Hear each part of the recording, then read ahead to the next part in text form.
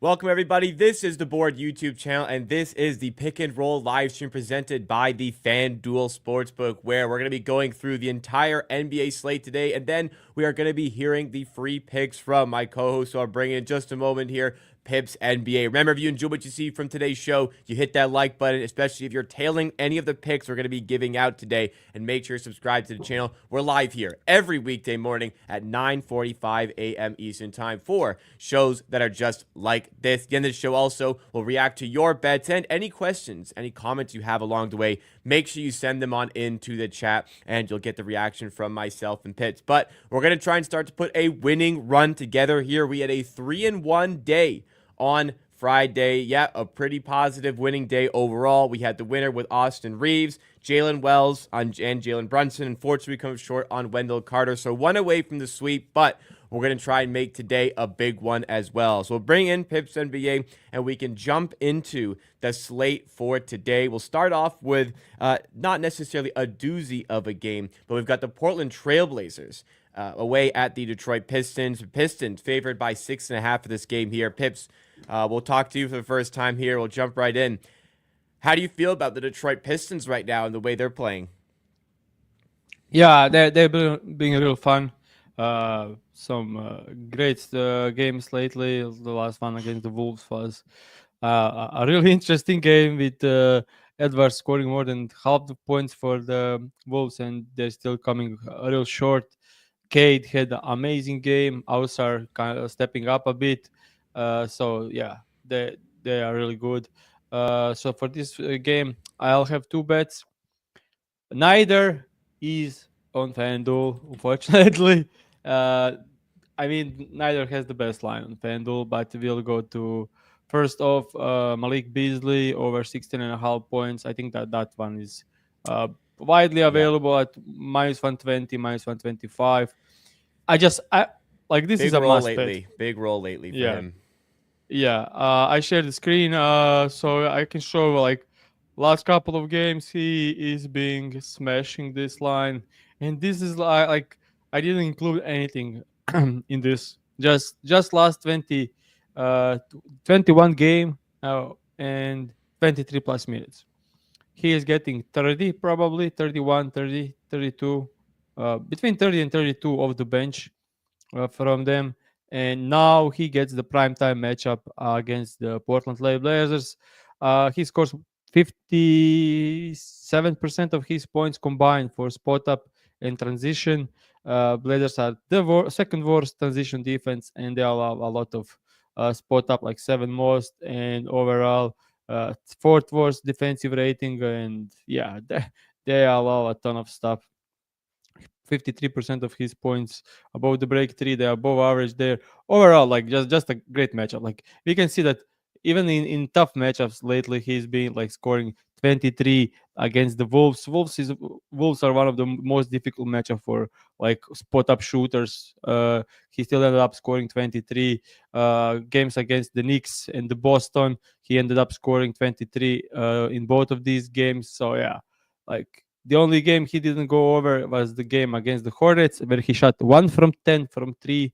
Uh, Crazy poor shooting. Then game against the Raptors, 4 from 16. So the volume, even when he doesn't cover, the volume is there, and he still gets close, even though when he shot some like 33%, 25%, and 31%. So as long as he shot like 35 or better percent from the field, he should be good in this one. So that's the first pick from today's show. Malik Beasley over 16.5 points. Few spots have this one available at minus 120 for you guys to tail. But Pips, you mentioned you had another pick in this game as well. Let's hear that one. Yeah, we are going with DeAndre Ayton over 22.5 points and rebounds. Uh, he's getting minutes when he's playing big lineups, and now he's playing. That one is minus 120 on two major books. Uh, so this season, when Ayton sees 26 plus minutes, he is over this line in 60 out of 21, average 26.7. So huge numbers. And when you look at the matchup, he scores 31% of his points as a pick and roll man. They allow eight most to pick and roll man, and we can see that he's shooting a lot of scoring a lot of his points from like mid range area, short mid range, and a bit longer extended mid range. Like 44% of his points come from mid range, and we can see a lot of green here. The Pistons are allowing a ton of mid range. Like I think they are allowing like third most in the league. So a lot of points to pick and roll man, a lot of points to mid range. That's where he thrives, and like we can see that Vucevic and Valanciunas and Jared Allen all covered easily against the Pistons. Yeah, I think this is like a good matchup. Even though when we look at the teams he covered against, he covered this against the Clippers, one of the most difficult matchups in the league, against the Kings, who don't allow a lot inside points. Then against the Spurs. Yeah, a lot of difficult matchup where he covered. Even the last game against the Bucks, he covered, even though they collapsed on the inside. So yeah, this line should be 24 and a half in my opinion. So getting 22 and a half is really good.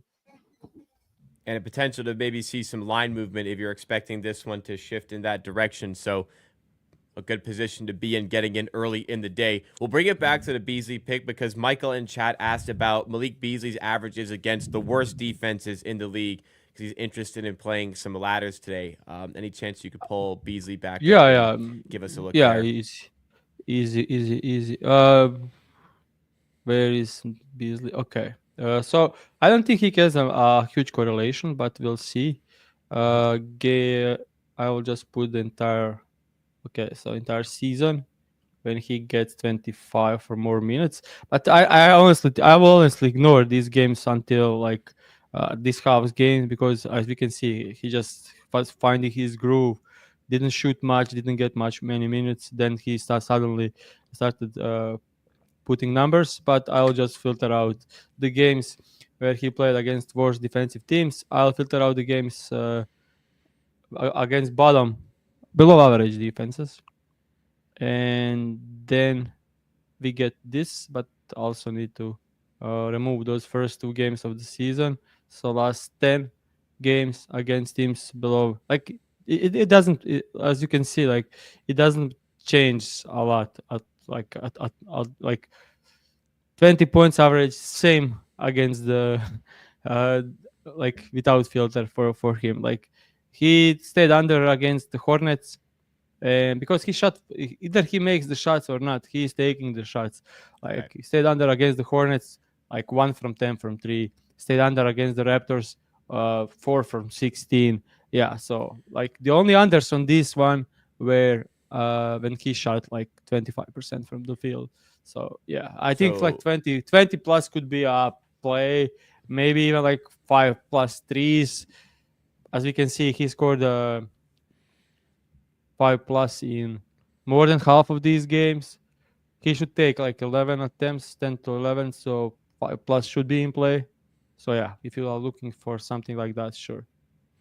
understood on there. We will move into the next game in just a moment here, but we'll have a word from our presenting sponsor of the board YouTube channel, the FanDuel Sportsbook. With the NBA season heating up as you watch your favorite teams and players, check out FanDuel to make every NBA moment even more rewarding with America's #1 sportsbook. And part of the reason why we use FanDuel on the show so much and why I like FanDuel, not just the competitive prices, not just the speed of withdrawal, but one tool we don't talk about enough because we're a show that goes live earlier in the day is the live betting options, a wealth of live betting options that are updated very quickly so you can ensure so much of the time that when you want to place that wager, it's up there, and on top of being up there, you can get in that wager. And with so many different markets available, whether it is pregame or whether it is during the game, FanDuel is a fantastic offering for you guys to sign up with and play with. But if you want to sweeten the deal even more, right now, new customers can bet $5 and get $200 in bonus bets guaranteed. Yes, guaranteed. So next time you get a hunch on who is going to win or how many points a player will score, bet it on FanDuel and watch your picks come to life. Just visit FanDuel.com/board. Make every moment more with FanDuel, official sportsbook partner of the NBA. But must be 21 plus and present in select states with Kansas affiliation with Kansas Star Casino, or 18 plus and present in DC. First online real money wager only. $5 first deposit required. Bonus issued with non-withdrawable bonus bet, which expires 7 days after receipt. After 3 month free trial, the full price of League Pass will be automatically charged monthly. Cancel anytime. No refunds. Terms, restrictions, and embargoes apply. Limit 1 pass per customer. See terms at sportsbook.fanduel.com. Gambling problem? Call 1-800-GAMBLER. Visit fanduel.com/RG. Call 1-888-789-7777 or visit ctpg.org/chat in Connecticut or visit mdgamblinghelpline.org in Maryland. Hope is here. Visit gamblinghelplinema.org or call 800-327-5050 for 24/7 support in Massachusetts, or call 1-877-8-HOPE-NY or text HOPE-NY in New York. Now, we'll keep things moving here. We'll go back into the slate that we have. The second game, a pretty interesting one here. The Phoenix Suns away at the Philadelphia 76ers. Two teams who, based on the way the season is going at the moment, probably aren't in the positions they wanted to be in. 14-19 for the Philadelphia 76ers. And after a great start to the season, the Phoenix Suns are 15-18. It has certainly gotten ugly for them as they've lost 4 in a row. And it's got to the point where the Suns aren't even favored over the 76ers. What do you make of the spread here? 3.5 in favor of the Sixers, who are at home. Yeah. Battle of two demolished. Somebody's got to win. Yeah, this one is crazy. Yeah, I don't know. The changes are coming from the Suns. They are moving Bill and Nurkic to the bench. Yeah, that should be a good thing. Yeah, I don't know, man. Like they lack defense, and then Bill, who is not good on defense, is playing like complete garbage. Like you have like him for offense, and he doesn't produce anything. Like I would rather play some like defensive 3-and-D guy like Dan, that's playing there, and they are moving towards it, which makes sense. But when you are playing that guy so much, like you need to play him. So yeah, it's tough spot for Mike. Honestly, I think he's losing his mind. Like it's he came back to coaching in a really difficult situation. Uh, KD is playing out of his mind, but they don't have starting five, which is crazy. Booker has some down season. Bill is useless. Tough spot for Mike. I like the process from him. I like coaching. I think it's fine. I think he's doing the best he can with this roster. But yeah, Yeah, I said before the season, I actually couldn't even understand the argument to start Bradley Beal. Like, it just made no sense to me. He had to be coming off the bench, but he was starting. This team relies way too heavily on Kevin Durant, and when he was playing like an MVP to start the season, they're winning games, but when he's been out or he hasn't been quite at the level, they've been losing games. But from a betting perspective, anything on this game that you're interested in, Pips? yeah. We are going to bet Joel Embiid over 28.5 points. I just saw that. I just seen that it moved on most places, not everything, but it was 29.5. Now we go down to the 28.5, like widely available -1 of 10. Yeah. I can see one reason for him not to kill this line. Zero. Like when you look at the numbers this season, like it looks kind of crazy. He killed this line against the Memphis Jazz and Blazers. Uh, 31 against 27 against Boston. They did a lot of double teaming on him. Like they didn't let him much, and they have like great defense too. They always had a way to stop Embiid. And then last 2 games he scored 28 in blowouts. Like he was on the way to play 36, 37 minutes, and it was a blowout, and he came 1 point short without closing the game. Like I did the extra 6-7 minutes for him, and he ended up at like 34 35 points because he's like scoring like 0.95 points per minute. So yeah, 28.5 against poor defense. And Mike, who will probably play Plumlee and Nurkic in deep drop coverage against the beat, let him get shots and let's shoot. Yeah, like this is a must bet, honestly, and we are going to bet it -1 of 10. Makes sense completely. Opportunity to find some spots as the Suns try and re-navigate things here, and as sportsbook trying to navigate what the Suns are going to look like with this different starting five. So opportunity for Joel Embiid to take advantage big time. That's what we're looking for in that one. But let's move over to our next game here. The Orlando Magic plus 12 against the New York Knicks, who are at home for this one. Over under here of 209.5. The Magic, I mean, they've just been completely decimated with injuries. I keep using that term for them, but that's the case here. Still, they found ways to win. They beat up on the Raptors last week. They did lose to the Jazz pretty heavily in their last game here, so I don't really give them much hope against the New York Knicks. How do you feel about this game? Yeah, I think like they miss the creation part a ton. So Yeah. yeah, but Knicks can play with their foot. They lost to the Bulls in like in double-digit loss to the Bulls. Like I mean, Bulls have when they make shots, they're kind of tough. But Towns is questionable for this game, and man, if Towns is out, I don't see much from the Wolves, from the Knicks either. Like Brunson is like bothered with some injury, and you have spot up guys with OG Anunoby and Mikael Bridges against team that doesn't allow spot up and can play their hearts out on defense. Yeah, if Towns is out, I lean under this line, like heavily Okay. under on 22 and 9. I don't see either team have this score, so uh, I would say if Towns is out there, he unlocks kind of everything for the Knicks. So Right. also, if Towns is rolled in, I would advise to play OG Anunoby under 15.5. Just can't do much against the Orlando Magic. I can show you like uh, most of his points just come from the area where the Orlando Magic are the best in the league. He scored 57% of his points either spot up or transition. They are fifth and second best in those two areas. He scores 47 at the rim. They allow fifth least at the rim. He scores 22% from above the break three. They are the best there. Like overall, like he scores 43% from the three. They allow the least threes in the league.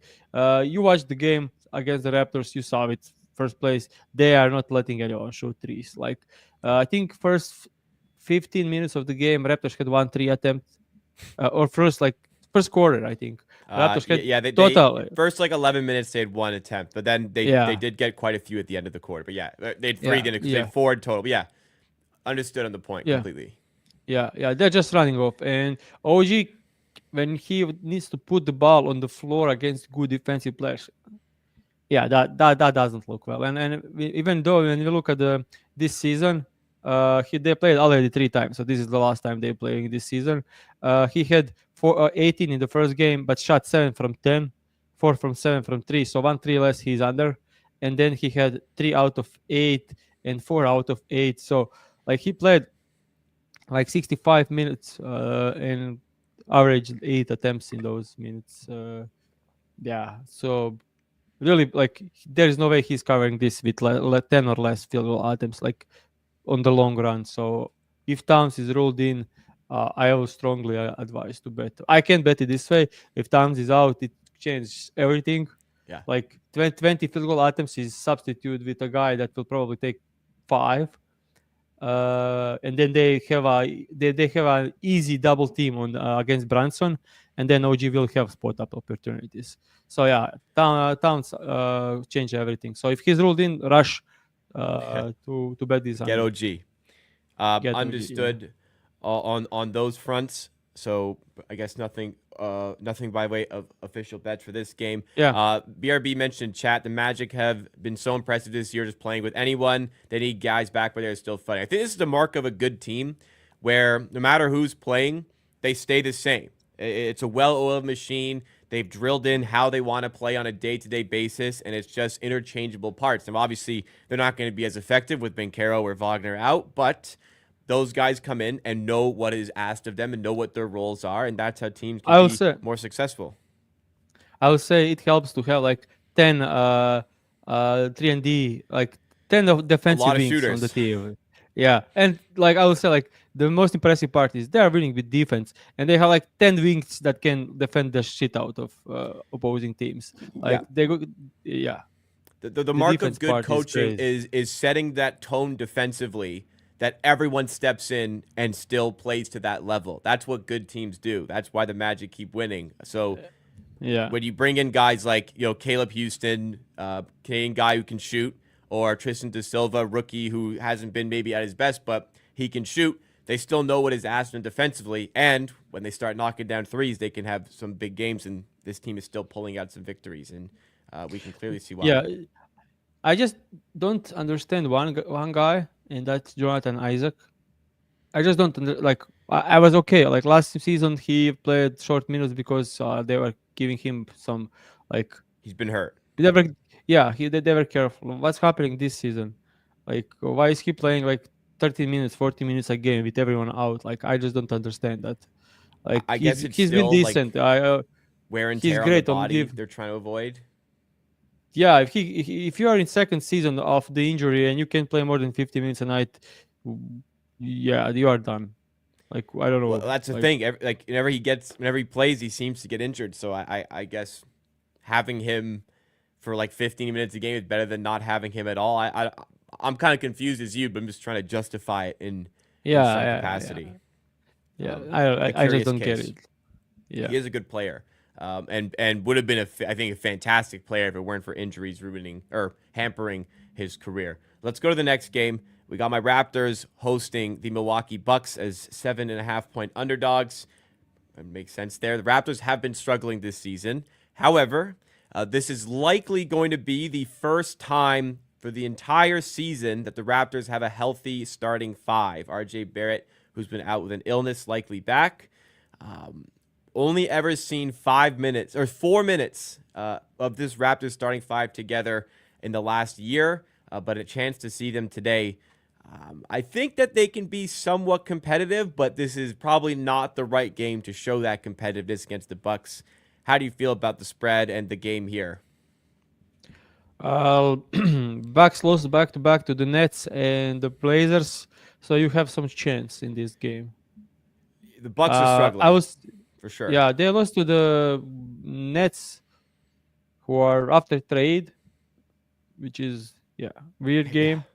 Yeah, and then they lost against the Blazers, who are like playing hot and cold. But yeah, losing to those two teams at home was absolutely insane. I think the spread in both games was like 13 for 14 points. 13 against the Nets and like 10 against the Blazers, 11 against Blazers, which is crazy to lose games when you are double digit favorites yeah. back to back at 11 and a home. half against the Blazers. They lost Yeah, outright. And I'm yeah, trying to find that Nets game. They were 12 and a half against the Nets and lost outright. That's crazy. yeah, yeah. So you have your chances with seven. Okay.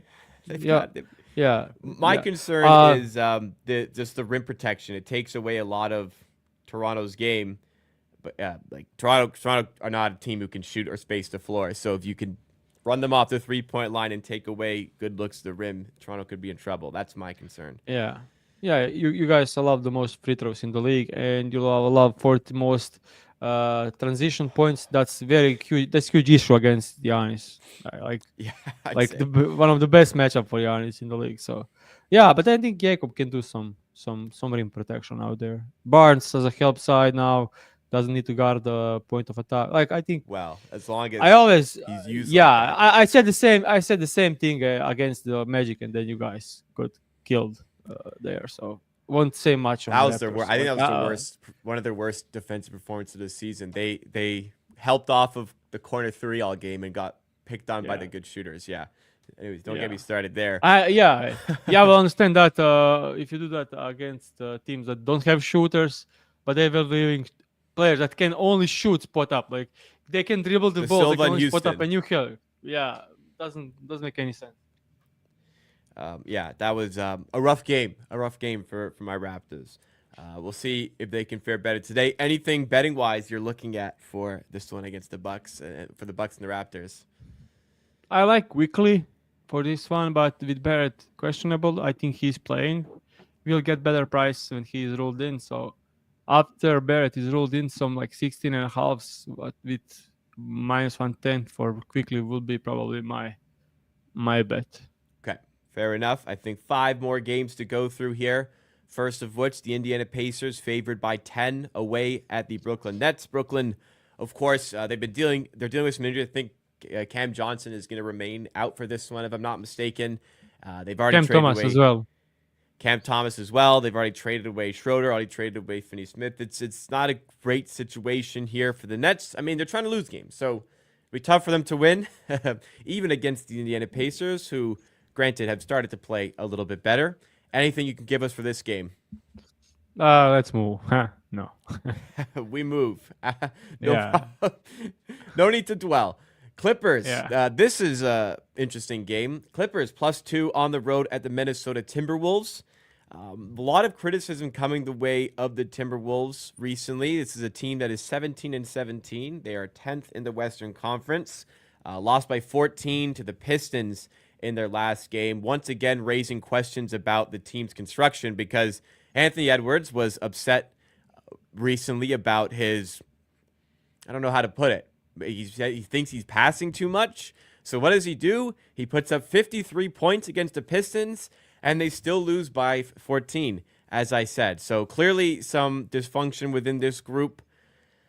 The Clippers, Yeah. they seem to be just trudging along pretty well this year. I'm kind of interested in your thoughts on the spread here at 2. Yeah, I think it's two because they beat them twice this season, but no Kawhi and Pavel, either of those two. Now Kawhi did look terrible in the first game back. Rusty as hell, didn't do anything well. Fair enough. But this is second game. First game a little bit like thrown in the trash.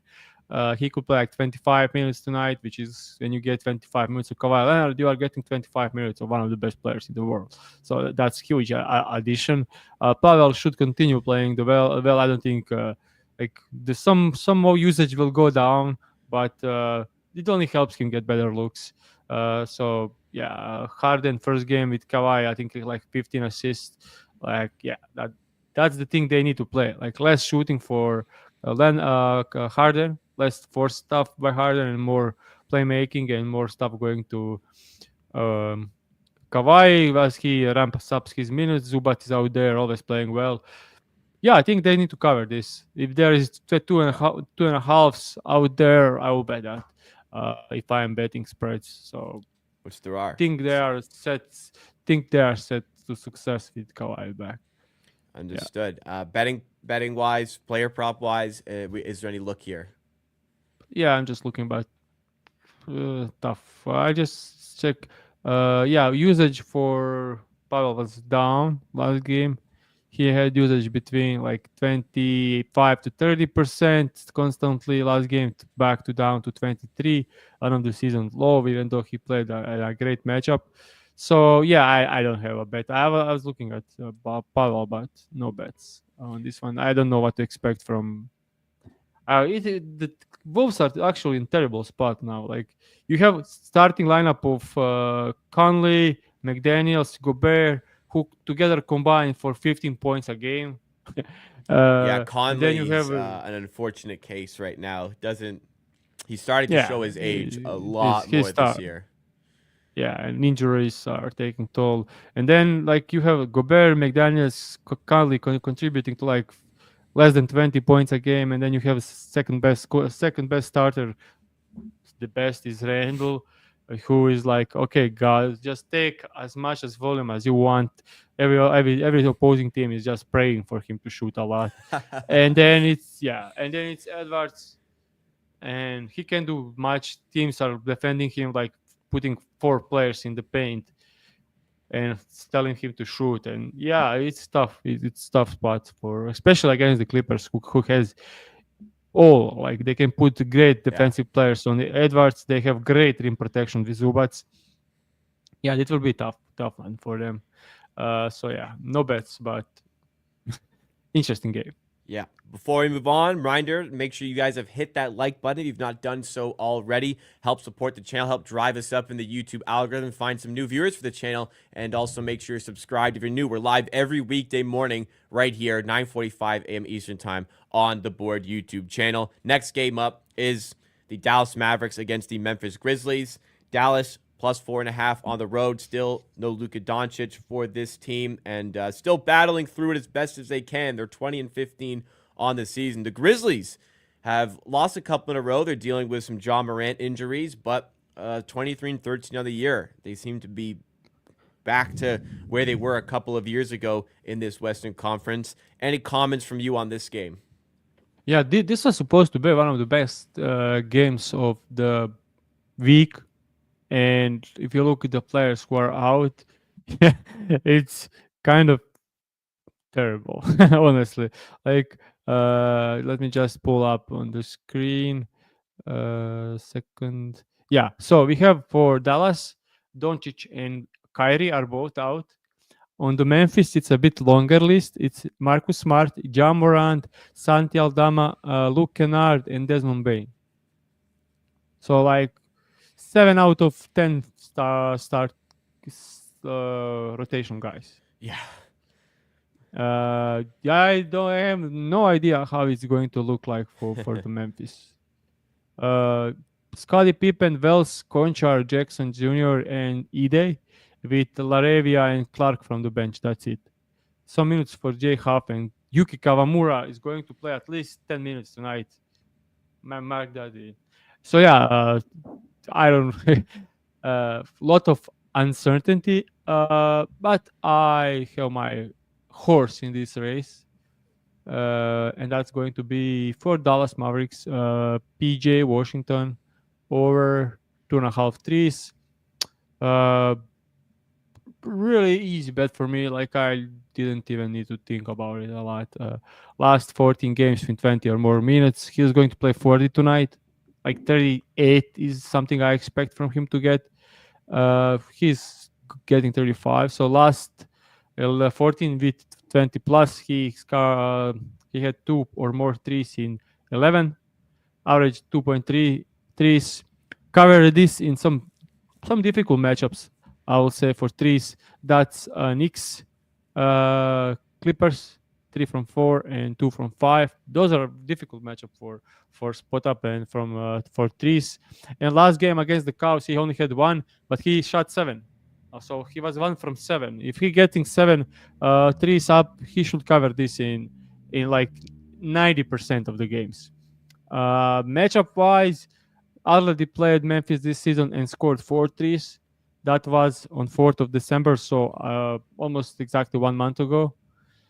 I expect him same minutes, 38 minutes that game, 38 minutes tonight, and I expect him to shoot 5 to 7 threes. That should be more than enough to cover. And if you take a look at the matchup wise, Memphis Grizzlies allow third most transition. He shoots a lot of threes in transition, and they allow 10th most spot up. That's how he scores threes, and they allow third most threes in the entire league. Like they're just playing quick pace, and they allow like they have great defense. They are the 5th best defense in the league, while being third most allowed in the transition. So yeah, they are just running like the highest pace in the league, and that opens up a lot of threes and a lot of miscommunication, and now they're playing team that never played together. So I expect some miscommunication on that part, and PJ Washington left wide open on a lot of occasions. So I think he's shooting at least 2 from 6 tonight. So there we go. 4th official pick of the day, PJ Washington. 2+ 3-pointers made on FanDuel is -120. Over 1.5 is -122. So make sure you're checking always for that. But we're going to play the 2+ 3s at -120. One of the best prices available, one of the best widely available in market available at FanDuel for that play there. Let's get into the next game. The San Antonio Spurs away at the Chicago Bulls. Spurs favored by 3, putting together an impressive season, an opportunity if they want to add on a little bit more at the trade deadline, and they already have an 18-17 record. The Bulls, always a confusing case. They're 16-19. They're playing decent basketball this season. Maybe some parts to sell. They could trade Vucevic. They could trade Levine. I don't know Sell if anybody wants those guys, but the Bulls are always an enigma, aren't they? sell me all the sell me all the Levine stocks possible. As a Houston Rockets fan, sell me You all. want Zach Levine on the Houston Like Rockets? I will be more than happy. Yeah, one Let me hundred see his percent. Like contract. uh, think. Yeah, contracts looked ugly, but it's 2 years. But he is one of the best players in the league. Uh, like when you look at the shooting guards, like Zach Lavine over the last couple of years averaged 25 points and 4 assists on 62% true shooting. Like this guy is elite, like dunker, huge like athleticism, and on top of that, he's one of the best shooters ever. So you have like guy that can fit as a second scoring option, as a third scoring option, as go-to guy in the clutch, as the guy that can make every shot possible, isolation, pick and roll, everything. So yeah, I love Zach Lavine. I think he's one of the most underrated players in the league because he's playing for the fucking Bulls, being tough spot for the seasons, and yeah, like okay, we moved there, DeMar DeRozan. Suddenly, Zach Lavine looks like really, really good. And yeah, we need to take into account that he played a couple of years with DeMar DeRozan on the team, and that doesn't help anyone. Like, yeah, there is spot for DeMar DeRozan to be a positive player, but when he moved to the Kings, that was the downfall, and I predicted that really well. And I think same thing for Lavine. If he goes to the great organization, he played for the Wolves in their terrible era, and then moved to the Bulls. Like he didn't have a good team in his career. Come to the Rockets and will be a force. So I'm looking at the contract here. 2 more years after this year. So this is the problem. This is why he's still on the Bulls. He's making $43 million this year. Then it becomes 46. Then it's a player option worth almost 49, which I'm gonna assume he's gonna take that $49 million. I guess the good thing is the Rockets can match this salary pretty easily. Fred VanVleet could just go the other way. He's making I think he's making actually just above $40 million. So I think this is actually an opportunity here if they do want to pursue this. I'm not sure Houston, though, given the youthful talent of this team, want to invest in Zach Lavine. But I'd be interested to hear the thoughts in the chat if you guys think Zach Lavine would be a good fit on the Rockets. Would you? I mean, I'm assuming you would, the way you talk about it. You'd have to go with like Fred VanVleet, probably another asset, and maybe a pick to get Lavine. Would that be of interest to you? I don't know if we can do it without Fred VanVleet. I don't know if he can handle the team without point guard, even though he's Right. fucking terrible. But I will swap Jalen Green and Steven Adams, and Jeff Green gets us to the 30. Yeah, I don't know. Like we have Jashan Tate on 7.5. We have Joe Landale on 8 million, who is out of rotation. Tate at 8 million out of rotation. Yeah, Steven Adams is almost not playing, and he's at 12.6. I think we can pull this off without moving Fred. Fred out. Fred, yeah. At that point, you're just asking for a lot of. Well, actually, wait, you can't. Jalen Green can't be traded this year actually because he signed his extension after. I'm not saying this is an off season.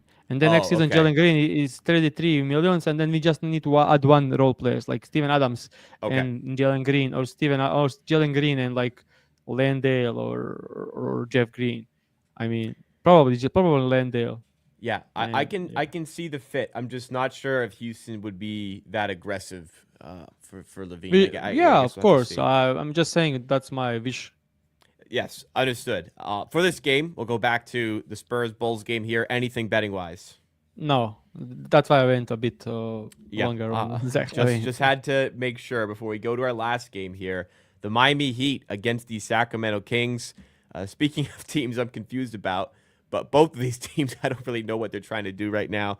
Miami +3 on the road. The Jimmy Butler situation is becoming a problem. They've suspended him for they suspended him for 7 games. I'm not quite sure how many games it's been since that has begun, but I would think Jimmy Butler's played his last game in a Miami Heat uniform. Any destination that you think would be a good one for him? Do you think any team in particular should be really hunting Jimmy Butler? And let us know in the chat where you think Jimmy Butler is going to end up. Yeah, I don't know. Like, this is cancer stuff. It's tough. I'm not a fan of Jimmy Butler. Probably most people know that already. I just hate his shenanigans and his stupid stuff. Like, dude, just play hard every game. Like, this it's not like a new thing. Like, he's playing with his food like every regular season. Like, he's not. If you look at the regular season games from Jimmy Butler, he's not playing like 80%. I would say, like, he's playing at 70% capacity. And then they ended up being 7th seed and going through play in, and then they get eliminated or get some stuff in the first round, and then he plays hard in the playoffs for like 7-8 games, and then Jimmy Butler is the best player in the world. Like, that's just every season happening. Like, dude, like, I don't know. Like, So there are some heroic stuff when he played in the bubble, which is obviously a great fucking season. Shout out to you, but everything else was just, I don't know. Maybe yeah. I hate him more than I should. So in the chat, a couple people think the Grizzlies is a good destination. I kind of agree. I think that sort of firepower would actually help them in the playoffs. It's a really big contract that you have to eat up there. I don't agree. Like, the roster constructions type, yes, they have so many shooters that they can have Butler. But they are such a cool organization. Zero cancer stuff besides Ja Morant shooting from his gun. Like, yeah, I don't think Jenkins will be like good with his shit. Like, he'll just disrupt stuff. And yeah, I like his play type wise. Like, his role, he's perfect player to fit the Memphis. But yeah, they don't need his shit on this team. Like, this is young team that's going to be contending for years, and I don't think they need Jimmy Butler. And the thing is, good friend Schliner says the Suns is a good destination. I don't think that's why Beal and Nurkic are sitting. I think they're just not good enough to start right now. But the Heat are insistent that they still want to be competitive. They're deluded in thinking this way, I believe, but they want to get a player back in return that's going to help them. Maybe they think Bradley Beal is an option there. I don't know. I don't think it's going to be extremely easy to trade Butler. The one team that could add him should be probably New Orleans Pelicans. I think. No. I think that's. Yeah. You think the Pelicans should add him now? I think that, like, I'm saying, like, just a fit wise, they have Trey Murphy and CJ McCollum that can shoot. They have shooting, and they need to move from either Zion or Ingram. Like, that's how I see it. Like, they need to move from either Zion or Ingram. I think they need to tank this year. That's why I'm thinking they. Yeah. Do you think he's moved like right now, or you think he's going to get moved right now? Like, I think they're gonna really try and trade him before the deadline, because I don't think he's gonna play for them again, and they want to keep being competitive. I think they're gonna really try and move him like right now. I don't think this is an end of season type thing. He's also got a player option end of the year, so he could walk. Don't know if he will.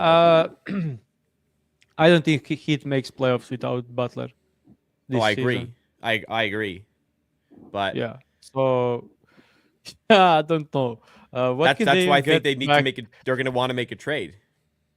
What can they get now? That's what I'm not understanding from their perspective. I think if they want to like sell and get like some picks out of it, I think that's a possibility. But in terms of like Pat Riley mentioning they want to get a competitive piece back, I just don't think that's going to happen, because if a team has a competitive piece, they want Butler to put with that guy, not to replace him.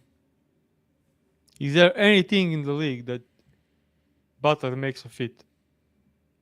Well, other than Grizzlies, Other than Grizzlies and I could see Pelicans, I would I say. could seriously see the Suns doing it, because they just want to try something else. People in the chat mentioned the Lakers who cannot afford it. The Yeah, no chance. Warriors, if they They were said willing to no. trade Kuminga, they did say no. If they're willing to trade Kuminga, and Kuminga also wasn't injured for the next 3 weeks, that would be a possibility. Kuminga for Um, Butler. I wouldn't do that. Like, I wouldn't do it I don't know. either. I wouldn't do it Yeah. either. The Nets, no, the Nets are trying to be bad. The Nets are gonna tank. Maybe I think I don't. What's I the think trade can stipulation you for imagine? Randall? What about? Oh, he won't go Can you back to im- Minnesota. Now I say that. can you imagine? Can you imagine Draymond Green and Jimmy Butler on the same time on the court in another non-shooting big? You can close Right. the like. You won't win any games. Yeah, they already said Uh, no. Probably rightfully so. Uh, if Kings went for Butler instead of DeRozan, that will make a ton of sense for them.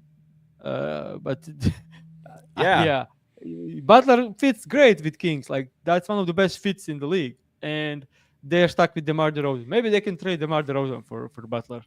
For a second, I did toy with the idea of the Timberwolves replacing Randall, but Jimmy Butler is not going to go back. Minnesota are not going to trade for Jimmy Butler, so that is absolutely not going to happen.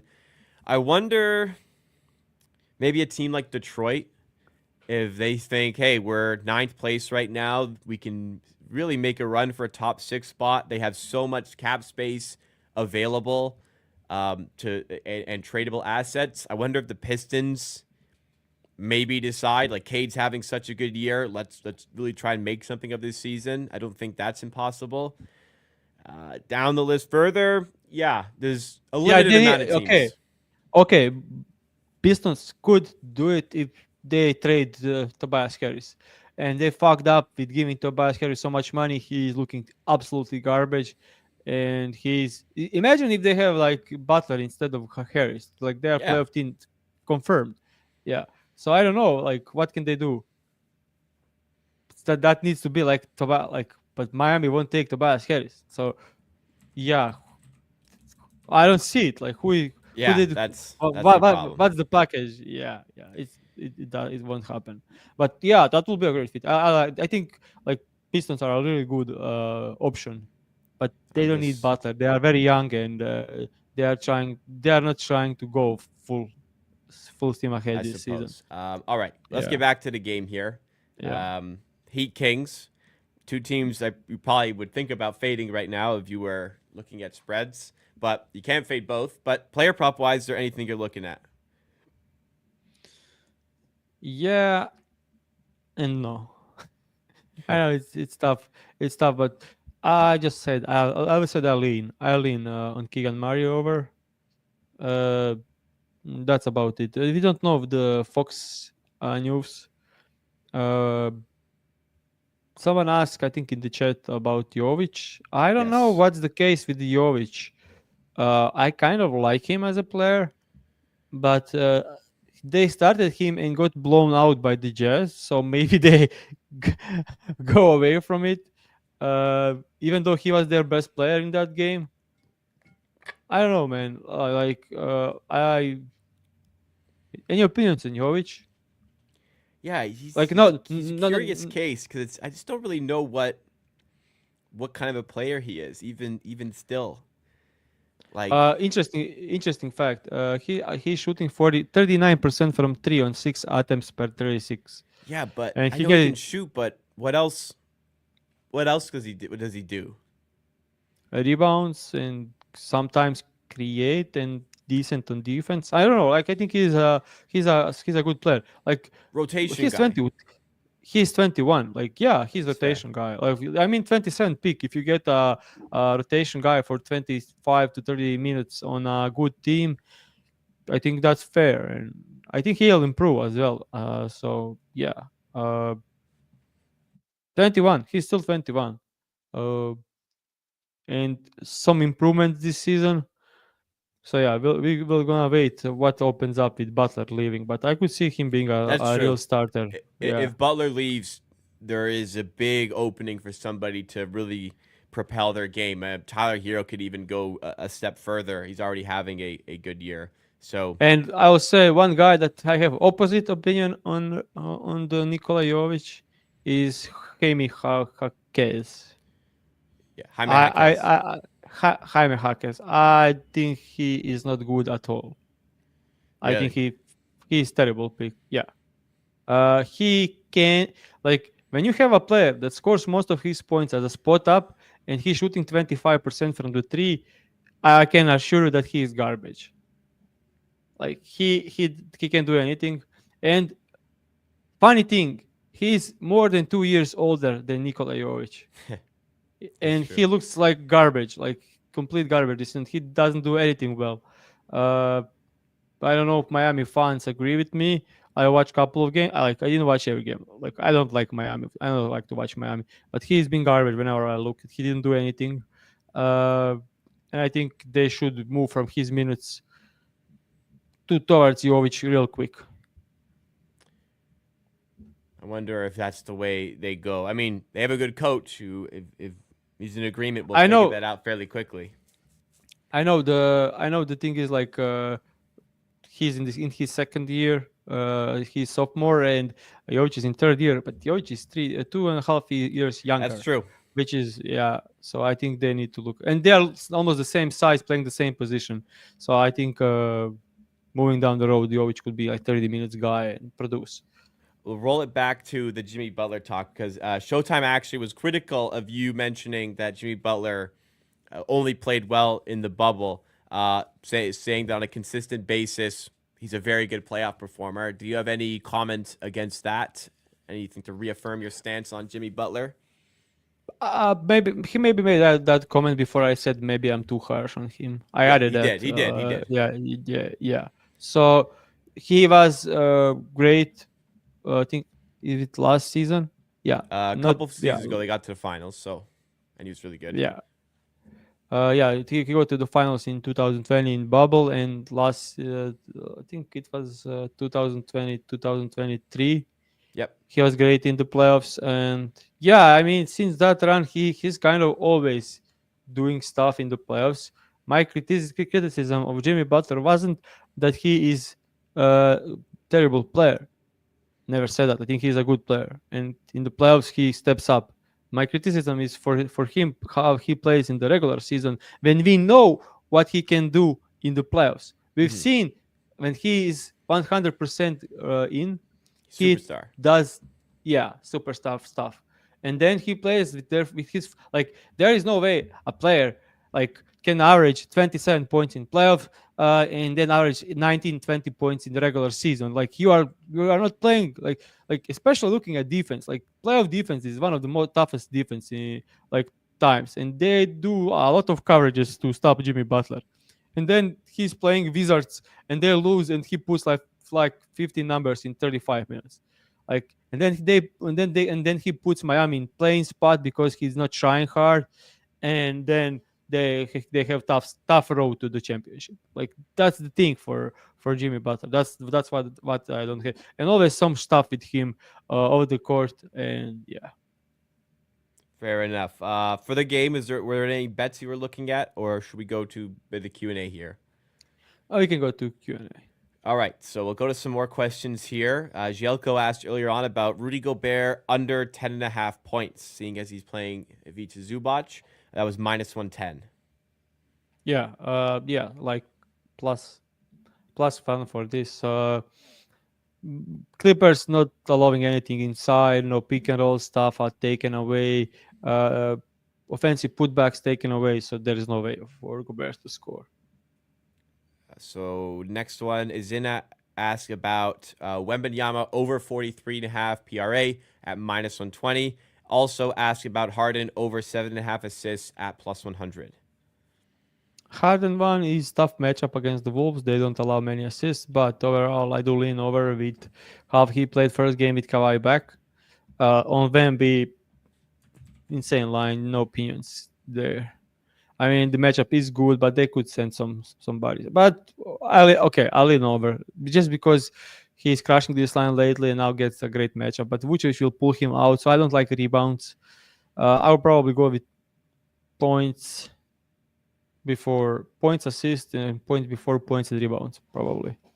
And last one I have here from Nicholas Jepson was Vucevic under 19.5 points at -125. No, yeah, I will stay away from Vucevic. This one, we don't know how Wemby is going to defend him. He is like staying back and let him shoot from outside in drop coverage? Then it's a great spot for Vucevic. If he comes out, he can score against Vucevic in single coverage. He's not Jokic. He's not Embiid. Even those two struggled. So yeah. Sometimes you don't have opinion for either over or under, and this is one of these spots. Fair enough there. That will do it for the show today. Thank you so much for watching, and thank you so much for all of the interactions along the way to help enhance the quality of the show. I certainly think it did. Make sure you guys hit that like button if you've not done so already, especially if you're tailing any of the 4 picks that we have for the official picks, which I'll recap in just a moment here. But because we're live here every weekday morning at 9:45 a.m. Eastern time, make sure you're subscribed to the channel as well. Hit the notification bell so you never miss out on any of our content. But like I said, here is that official picks recap. Starting off with Malik Beasley, over 16.5 points. We got that for -120 as Detroit hosts Portland. That's not the only pick from this game, though. We're also playing on the other side. DeAndre Ayton, over 22.5 points plus rebounds, also at -120.